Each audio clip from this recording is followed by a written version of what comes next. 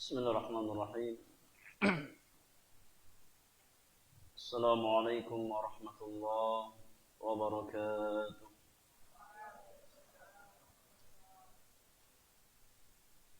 Innal hamdalillah nahmaduhu wa nasta'inuhu wa nastaghfiruh wa na'udzu billahi min shururi anfusina wa min sayyiati a'malina. Man yahdihillahu fala mudilla lahu wa man yudlilhu fala hadiya lahu. Ashhadu an la ilaha illallah wahdahu la sharika lahu wa ashhadu anna Muhammadan 'abduhu wa rasuluhu la nabiyya ba'dahu. Ya ayyuhalladzina amanu taqullaha haqqa tuqatih ولا تموتن إلا وأنتم مسلمون. يا أيها الناس اتقوا ربكم الذي خلقكم من نفس واحدة وخلق منها زوجها وبث منهما رجالا كثيرا ونساء واتقوا الله الذي تساءلون به والأرحام إن الله كان عليكم رقيبا. يا أيها الذين آمنوا اتقوا الله وقولوا قولا سديدا يصلح لكم أعمالكم ويغفر لكم ذنوبكم ومن يطع الله ورسوله فقد فاز فوزا عظيما. فإن أصدق الحديث كتاب الله وإن خير الهدي هدي نبينا محمد صلى الله عليه وسلم وشر الأمور محدثاتها وكل محدثة بدعة وكل بدعة ضلالة وكل ضلالة في النار. أما بعد، إخواني في الله وأخواتي في الدين، معاشر طلبة العلم rahimani wa rahimakumullahu ajma'in. Jemaah sekalian, ikhwan dan akhwat yang semoga dirahmati oleh Allah Subhanahu wa taala. Yang pertama, kita mengawali majelis kita di malam hari ini dengan bersyukur kepada Allah Subhanahu wa taala atas semua karunia, taufik dan hidayah yang Allah berikan kepada kita semuanya, sehingga di malam hari ini kita bisa bermajlis di tempat yang mulia ini.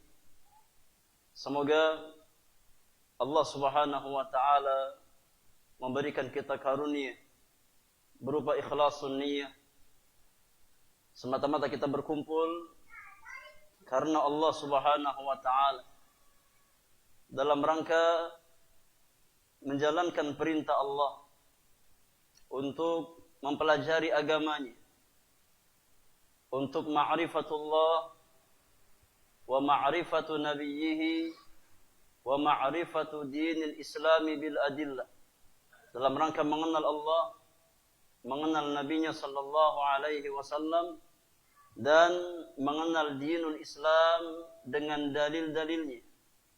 Karena Allah lah yang memerintahkan kita untuk belajar, dan Rasulullah sallallahu alaihi wasallam yang mewajibkan atas setiap muslim dan muslimah untuk mempelajari agama Allah Subhanahu wa taala. Allah Subhanahu wa taala berfirman, "Fa'lam annahu la ilaha illallah wastaghfir li dzambik." Kata Allah Subhanahu wa taala, fa'lam, ilmui, pelajari, ketahui bahwasannya tidak ada ilah yang hak kecuali Allah Subhanahu wa taala, dan mohonlah ampunan atas dosa-dosamu. Al-Imam Al-Bukhari rahmatullahi taala alaihi di dalam kitabnya As-Sahih, beliau membuat sebuah bab dengan judul Babul ilmi qabla al-qawli wal amal. bab kewajiban berilmu atas setiap muslim dan muslimah sebelum dia berucap dan beramal. Karena dinul Islam, agama Islam, dibangun di atas dua pondasi. Agama Islam dibangun di atas dua pondasi. Yang pertama, pondasi ilmiah. Yang kedua, pondasi amaliyah. Apa itu pondasi ilmiah, ikhwani fillah? Pondasi ilmiah maknanya seorang muslim wajib mendasari setiap keyakinannya, setiap ucapannya, dan setiap amalannya di atas dasar ilmu yang sahih yang datang dari Allah dan Rasulnya sallallahu alaihi wasallam. Setiap muslim wajib untuk berusaha membangun akidahnya, membangun ibadahnya, dan membangun muamalahnya di atas dasar ilmu yang sahih yang bersumber dari kitabullah azza wa jal dan sunnah Rasulullah sallallahu alaihi wasallam. Itu namanya pondasi apa? Pondasi ilmiah. Adapun pondasi yang kedua yang di atasnya dibangun agama kita adalah pondasi amaliyah. Apa itu pondasi amaliyah, jamaah yang Allah muliakan? Pondasi amaliyah maknanya seorang muslim setelah dia berusaha untuk berilmu, setelah kita berusaha untuk menuntut ilmu, mempelajari ilmu, maka kewajiban berikutnya adalah kita berusaha untuk mengamalkan ilmu-ilmu yang kita miliki. Seorang muslim dituntut untuk berusaha mengamalkan ilmu-ilmu yang dia miliki. Karena al-amalu bil ilmi, mengamalkan ilmu, itulah parameter keberkahan ilmu yang kita miliki. Al-amalu bil ilmi, itulah tanda bahwasannya ilmu kita adalah ilmu yang bermanfaat. Maka di antara karakter pendidikan di dalam Islam, bahwasannya ilmu dalam agama kita itu bukan semata-mata perkara yang sifatnya teori. Ya, bukan perkara yang sifatnya wawasan ataupun hafalan yang kita hafalkan. Tapi ilmu di dalam agama kita adalah apa yang menjadi karakter dalam jiwa seorang muslim, menjadi akhlak dalam jiwa seorang muslim yang menuntun dia untuk khasyah kepada Allah Subhanahu wa taala.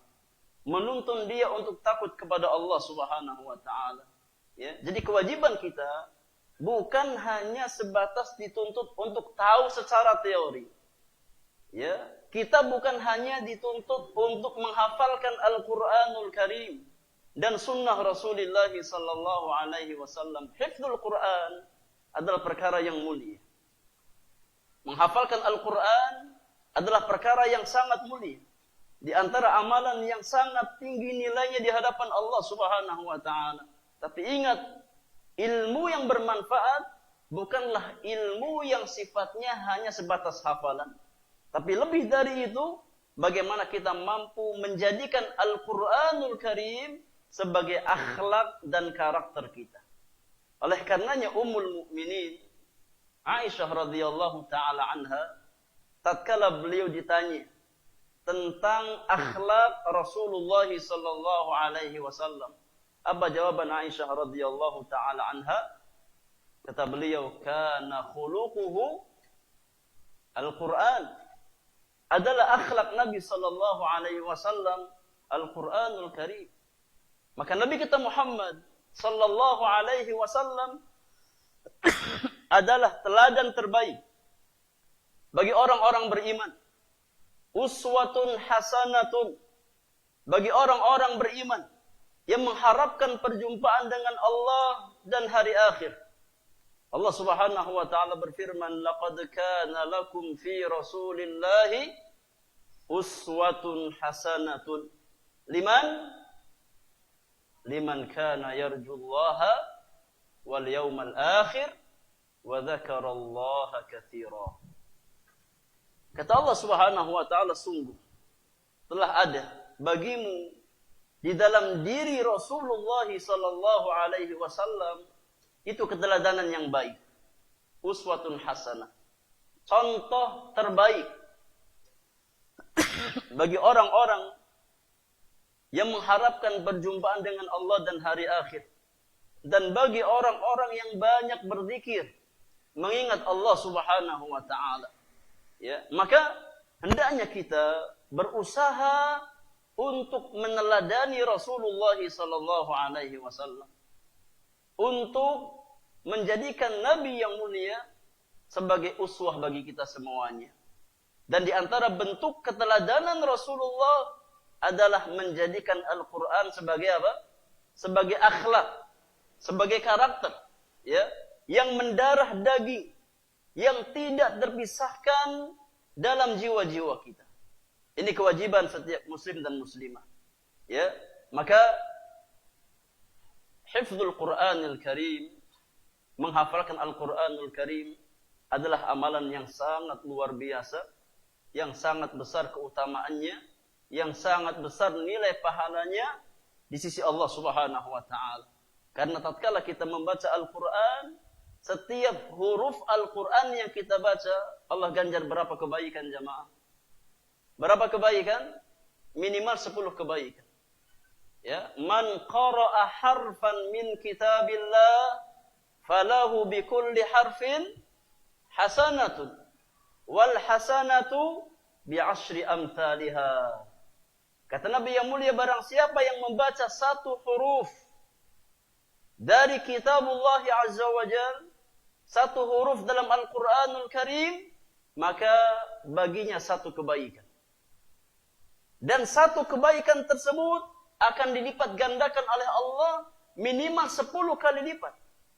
Wala aqulu alif lam mim harfun wa innama alifun harfun wa lamun harfun wa mimun harfun. Kata Nabi yang mulia, dan aku tidak mengatakan alif lam mim itu satu huruf. Ya, akan tetapi alif satu huruf tersendiri, lam satu huruf tersendiri, dan mim satu huruf tersendiri. Ya, jadi tilawatul Quran wa hifdzul Quran adalah amalan yang sangat tinggi nilainya di hadapan Allah Subhanahu wa taala. Namun ingat, saudaraku yang Allah muliakan, bahwasanya inti, ya, inzalul Quran, inti Allah Subhanahu wa taala menurunkan Al-Qur'anul Karim itu bukan semata-mata untuk dibaca dan dihafalkan. Tapi yang lebih penting dari itu semua adalah sebagaimana firman Allah Subhanahu wa taala, liyadabbaru ayatihi wa liyadzakkara ulul albab. Untuk ditadaburi makna-maknanya. Ya.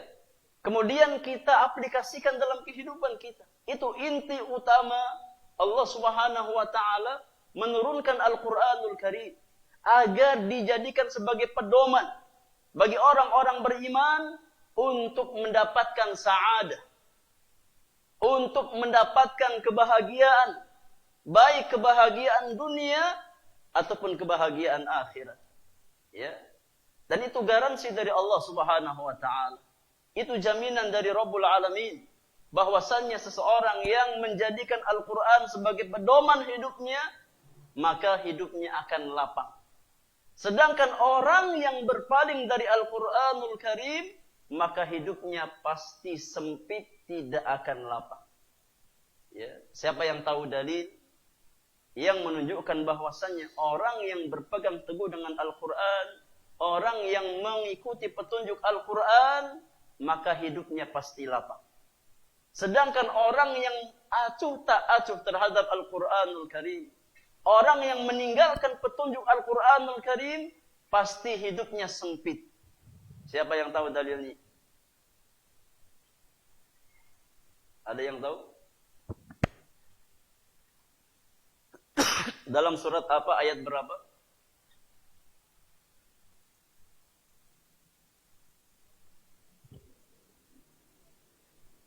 Man ya'rif?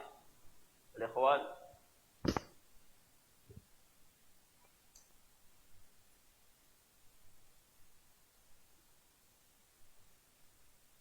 firman Allah Subhanahu wa taala di dalam surat apa?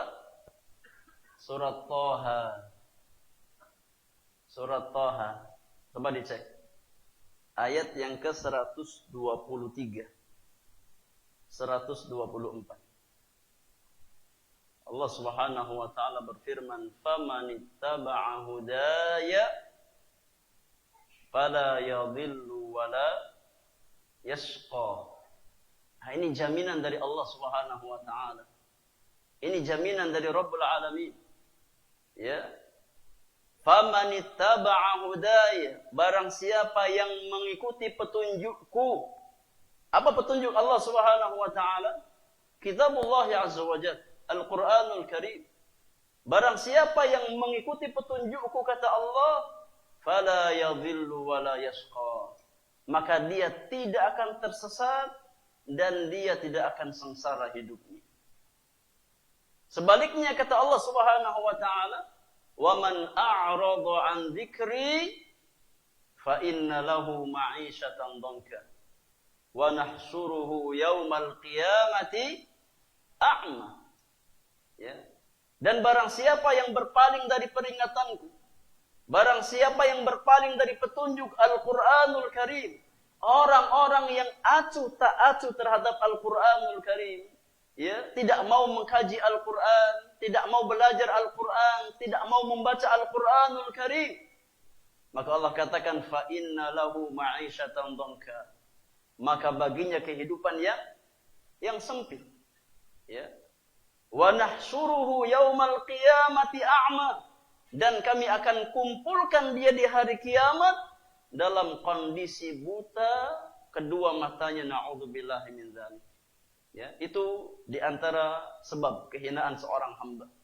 Ya, tatkala seseorang berpaling dari hidayah Al-Qur'anul Karim, maka Allah Subhanahu wa taala akan jadikan hidupnya sempit di dunia, ya, dan Allah Subhanahu wa taala akan hinakan dia di akhirat, na'udzubillahi min dzalik.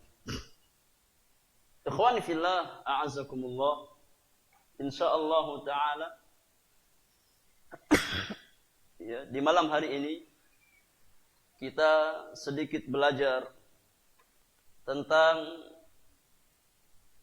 adab-adab yang semestinya dimiliki seorang penuntut ilmu syar'i.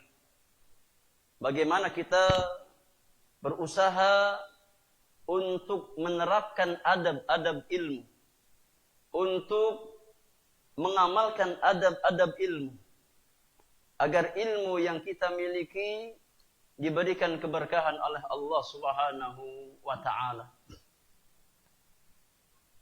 Adapun risalah yang kita bahas adalah risalah sederhana yang berjudul Mukhtasar Kitabil Ilmi.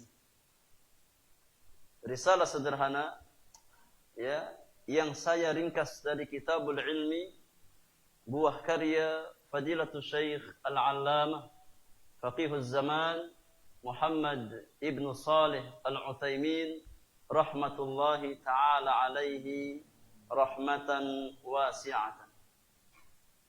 Ini buku sederhana, ya, yang saya berikan judul Mukhtasar Kitabil Ilmi, ya, atau dalam bahasa Indonesianya diterjemahkan Intisari Kitab Al-Ilmu. Saya ringkas dari Kitabul Ilmi, buah karya Fadilatul Syekh Muhammad bin Shalih Al-Utsaimin rahmatullahi ta'ala alaihi, sebagai, ya, sumbangsi sederhana saya untuk jadi para penuntut ilmu, agar kita semua diberikan keberkahan oleh Allah Subhanahu wa taala tatkala kita berusaha untuk meniti jalan ilmu. Karena inti ilmu itu jamaah bukan konten yang kita kuasai, bukan retorika, ya, yang kita kuasai, tapi inti ilmu adalah al-barakah. Inti ilmu adalah keberkahan. Ya, dan di antara pondasi barakatul ilmi, di antara pondasi keberkahan ilmu adalah tatkala seorang talibul ilmi mampu menerapkan adab-adab ilmu. Ya, oleh karenanya membahas tentang adab-adab ilmu adalah perkara yang sangat penting ya bagi seorang penuntut ilmu syar'i. Baik, man yaqra? Manil qari? Siapa yang baca? Anta? Fadhal. Iqra. Iqra muqaddimah.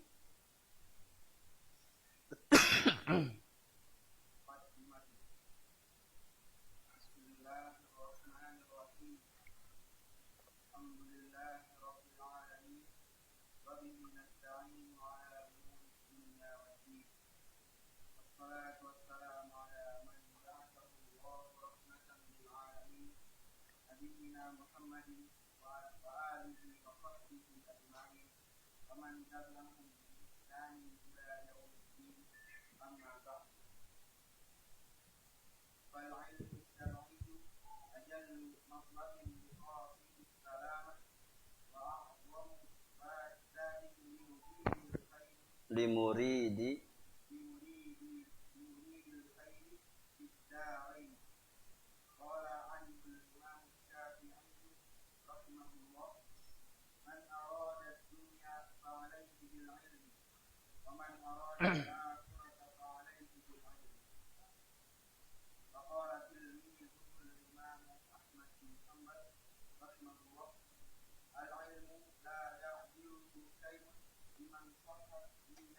طيب حسبك جزاك الله خيرا وبارك فيك.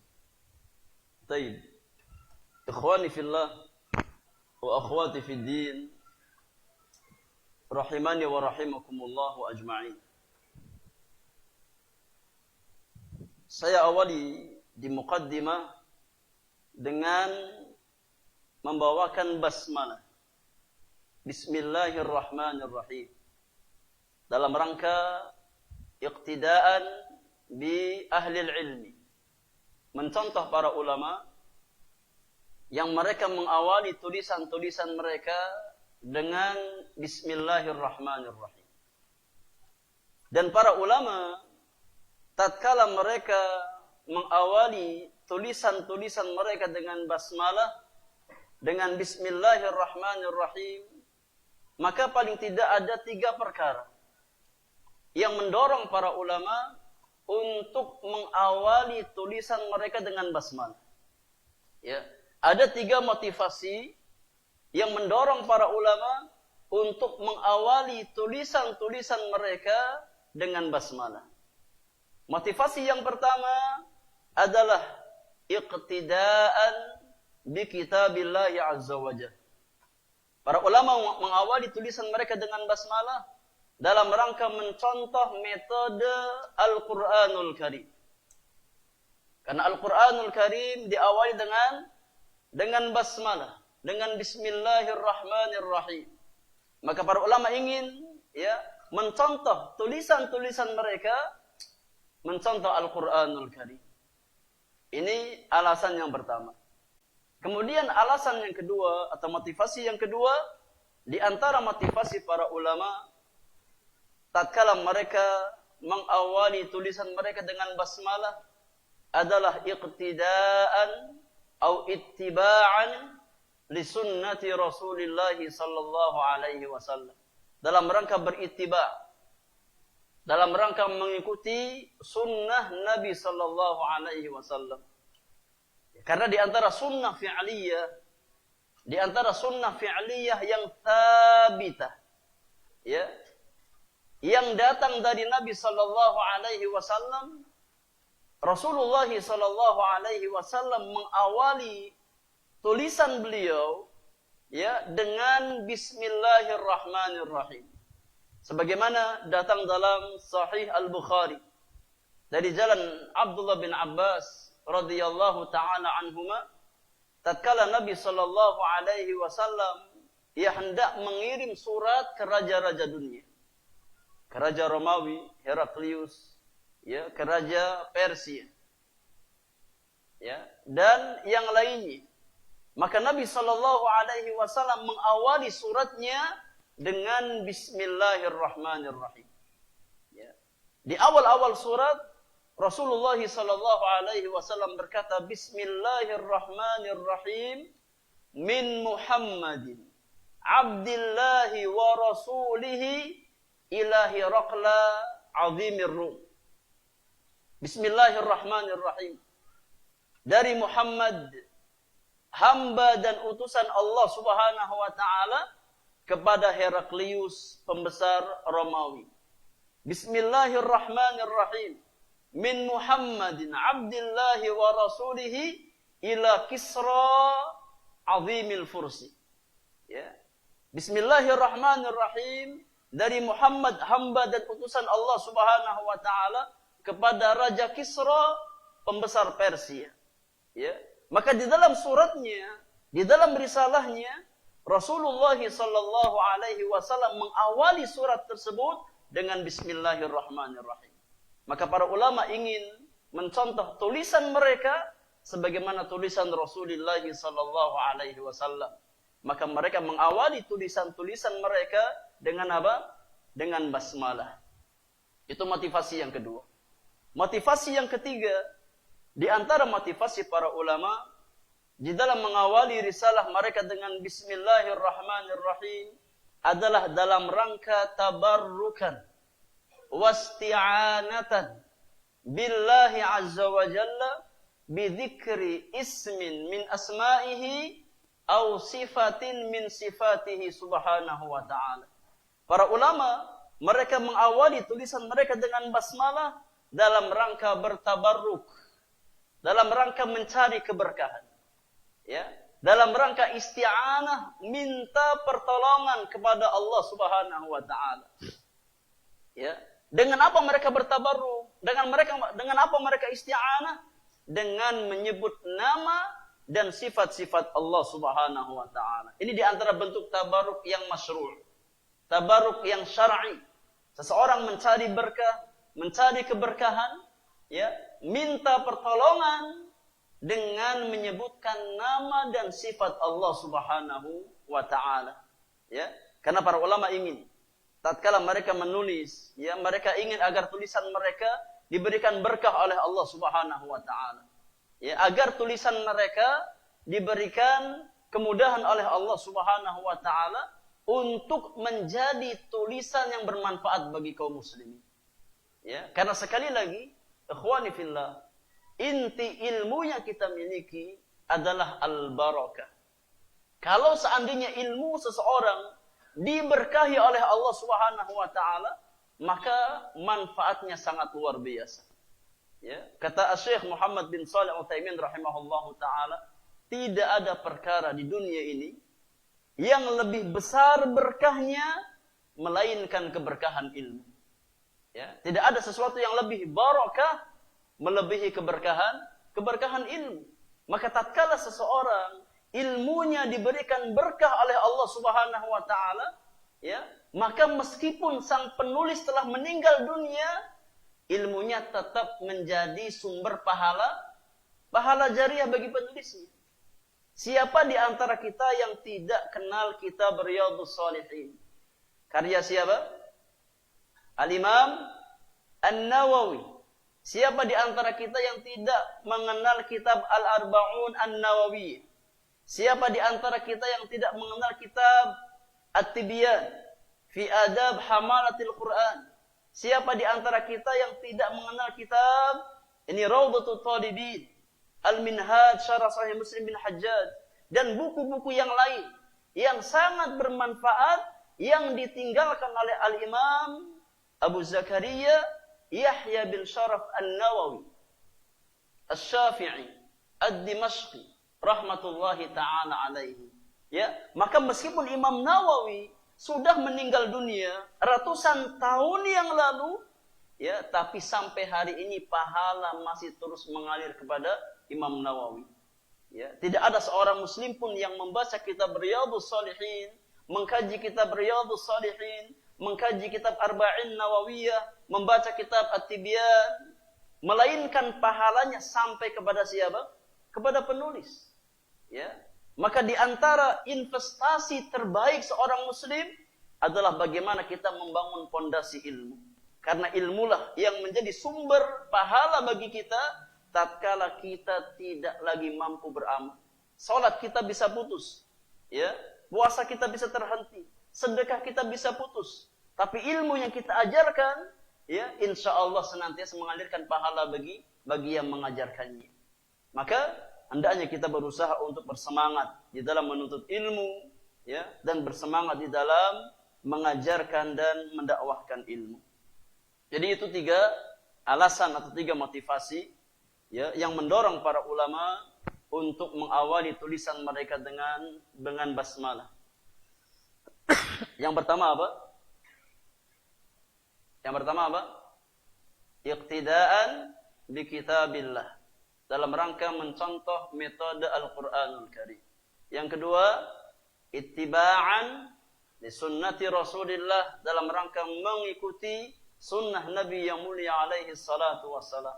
Yang ketiga, tabarrukan wasti'anatan billahi bidzikri ismin min asma'ihi aw sifatin min sifatihi. Bertabarruk, mencari keberkahan, isti'anah, minta pertolongan kepada Allah dengan menyebutkan nama dan sifat-sifat Allah Subhanahu wa taala.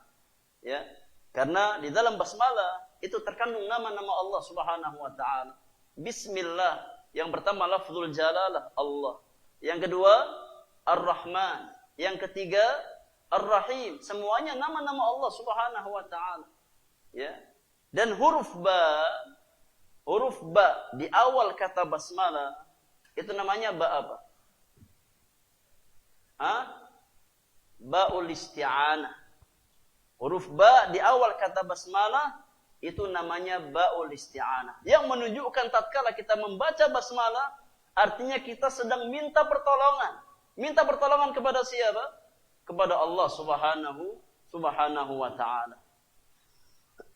Kemudian kata penulis, alhamdulillahi rabbil alamin. Alhamdulillahi rabbil alamin. Alhamdu itu bagi Allah Subhanahu wa taala, Rabb semesta alam. Alhamdu itu bagi Allah Subhanahu wa taala, Rabb semesta alam. Apa makna alhamdu, ikhwani fillah? Man ya'rif makna alhamd? Apa makna alhamdu? Ma makna alhamdu? Alhamdu itu maknanya bukan sebatas pujian. Ya. Alhamdu maknanya kata para ulama adalah at-tana 'alal mahmud ma'al mahabbati wa ta'zim. Alhamdu itu artinya pujian atau sanjungan terhadap pihak yang kita puji, yang dibangun di atas asas mahabbah, kecintaan, dan ta'zim, pengagungan terhadap pihak yang kita puji. Itu namanya alhamdu. Jadi, alhamdu bukan hanya sebatas ucapan lisan, pujian lisan. Tapi alhamdu hakikatnya adalah pujian dan sanjungan yang keluar dari lisan, yang dibangun di atas asas hati yang cinta dan ta'zim. Ya. Adapun pujian yang hanya sebatas ucapan di lisan, ya, maka bukan alhamdu namanya. Namanya apa? Namanya al-madhu. Al-madhu, mirip, ya, antara alhamdu dengan al-madhu. Jadi al-madhu itu tatkala seseorang memuji dengan tanpa ada rasa cinta dan pengagungan dalam hatinya.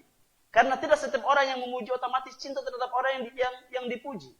Ada orang memuji orang lain, ya, bukan karena cinta. Ada orang memuji orang lain bukan karena ta'zim kepada orang tersebut. Ya. Maka pujian yang hanya sebatas ucapan di lisan, yang tidak dibangun di atas cinta dan pengagungan, itu namanya al-madhu. Adapun sanjungan dan pujian yang dibangun di atas cinta dan ta'zim, namanya apa? Namanya alhamdu. Tapi saya tanya, pujian yang layak bagi Rabbul Alamin, pujian yang layak bagi Allah Subhanahu wa taala, al-madhu atau alhamdu? Alhamdu. Ya. Pujian yang layak kita berikan kepada Allah adalah alhamdu. Oleh karenanya tidak kita dapatkan dalam nas-nas Al-Qur'an, ya, ayat yang menyanjung Rabbul Alamin melainkan bunyinya apa? Alhamdulillahi Rabbil Alamin. Tidak ada ayat yang bunyinya al-madhu lillahi Rabbil Alamin. Tidak ada. Kenapa? Karena al-madhu tidak layak bagi Rabbul Alamin. Tidak layak bagi Allah Subhanahu wa taala. Yang layak bagi Allah adalah alhamdu. Seorang mukmin memuji Allah, menyanjung Allah Subhanahu wa taala, yang mana sanjungan dan pujian tersebut dia bangun di atas asas hati yang cinta, mahabbah dan ta'zim, mengagungkan Rabbul Alamin, mengagungkan Allah Subhanahu wa taala, ya.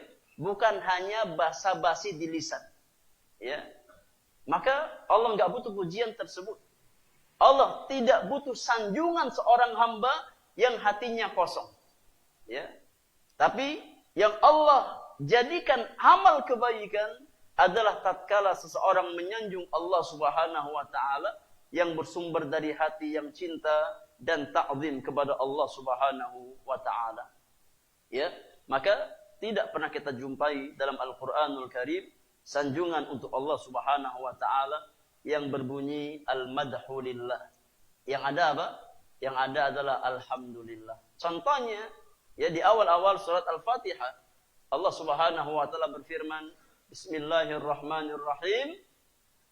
Alhamdulillahi Rabbil Alamin. Ahlul jannah, penghuni surga, tatkala mereka dimasukkan ke dalam surga Allah Subhanahu wa taala, tatkala mereka diperlihatkan nikmat-nikmat surga oleh Allah Subhanahu wa taala, maka mereka menyanjung Allah, mereka memuji Allah Subhanahu wa taala. Apa pujian ahlul jannah kepada Rabbul Alamin? Apa sanjungan ahlul jannah kepada Allah Subhanahu wa taala? Wa qalu alhamdulillahilladzi hadana lihada wa ma kunna linahtadiya laula an hadana Allah wa qalu alhamdulillah. Dan mereka ahlul jannah mengucapkan alhamdulillah, segala pujian yang layak bagi Allah Subhanahu wa taala yang telah membimbing kita kepada jalan hidayah, yang telah memberikan kita petunjuk kepada jalan hidayah. Wa ma kunna linahtadiya laula an hadana Allah. Dan tidak mungkin kita akan mendapatkan petunjuk kalau seandainya bukan karena hidayah Allah Subhanahu wa taala. Itu makna alhamdu. Ya, paham ya? Jadi beda antara alhamdu dengan al-madhu. Wallahu a'lam. Sudah masuk waktu Isya? Sampai jam berapa ini panitia? Sampai jam 12. Sampai Isya cukup ya? Ya, sampai Isya cukup. Adzan dulu. Setelah adzan, kalau ada pertanyaan, ya kita beri kesempatan bersoal jawab. Ya, tapi mungkin ini pertemuan berikutnya. Kalau pertama muqaddimah aja, usah ada pertanyaan ya. Ya. Nanti pertemuan ke depan, kalau ada hal-hal yang kurang dipahami, ya boleh ditanyakan. Tapi untuk pertemuan pertama, Anda rasa cukup sampai Isya. Ya. Sedikit yang kita bahas, yang penting istiqamah, yang penting dawam, ya, karena amalan yang paling Allah cintai adalah adwamuha wa in qalla, yang paling dawam, yang paling continue, ya, yang paling istiqamah meskipun kuantitasnya sedikit. Semoga apa yang kita bahas di malam hari ini Allah jadikan sebagai amal kebaikan untuk kita semuanya, dan Allah jadikan sebagai ilmu yang bermanfaat untuk kita semua. Wallahu ta'ala a'lam bis-shawab. Wa sallallahu ala nabiyyina Muhammadin wa alihi wa sahbihi ajma'in. Wa akhiru da'wana anil hamdulillahi rabbil alamin. Subhanakallahumma wa bihamdika asyhadu an la ilaha illa anta astaghfiruka wa atubu ilaik. Assalamualaikum warahmatullahi wabarakatuh.